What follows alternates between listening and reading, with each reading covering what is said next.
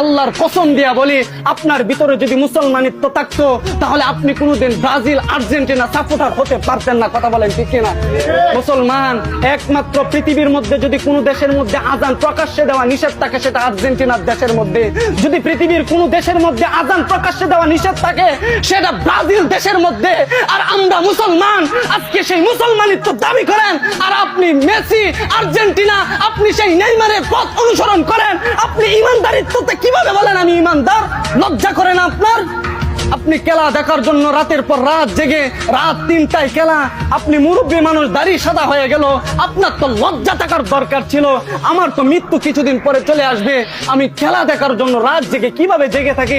আপনার তো লজ্জা থাকার দরকার ছিল, আপনি খেলা দেখেন নিয়ে। যুবকদেরকে আপনারা ফিরাবেন, বরং যুবকদেরকে নিয়ে একসাথে বৈশা মজলিস সাজায়। কথা বলেন ঠিক কিনা? মজলিস সাজায়।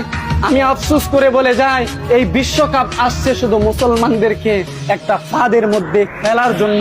মুসলমানদেরকে নিয়ে একটা ফাঁদ তৈরি করছে তারা, যে আমরা খেলবো কিন্তু মুসলমান এটা দেখবে। মুসলমানদেরকে দর্শক বানায়া আমাদেরকে তাদের গোল এক খেলার মধ্যে তারা আমাদেরকে আবদ্ধ করছে। বুঝতে পারেন না, খেলা যখন শেষ হয়ে যাবে মেসি নেইমার তাদের পতাকা আপনার কোনো কাজে আসবে না।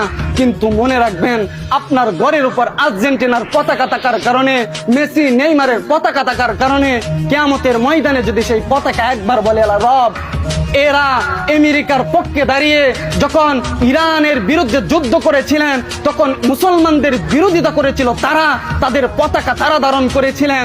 রব, যখন মুসলমানদের চোখের পানি শুকিয়ে গিয়েছিল, যখন তাদের চোখ দিয়ে কোনো পানি বের হয় নাই, রক্ত ঝরতেছিল, ছোট বাচ্চারা যখন বলতেছিল রব, জমিনের মধ্যে এত মুসলমান থাকা সত্ত্বেও আজকে মুসলমান গুলো দাঁড়ায় না, যখন ছোট্ট বাচ্চারা এইভাবে দাঁড়িয়ে রব্বে কারীমের কাছে বিচার দিবে, আপনি কিভাবে তখন হিসাব দিবেন? আপনার পতাকায় তখন বলে দিবে রব এরা জাহান্নামী, এদেরকে জাহান্নামে দিয়ে দেন।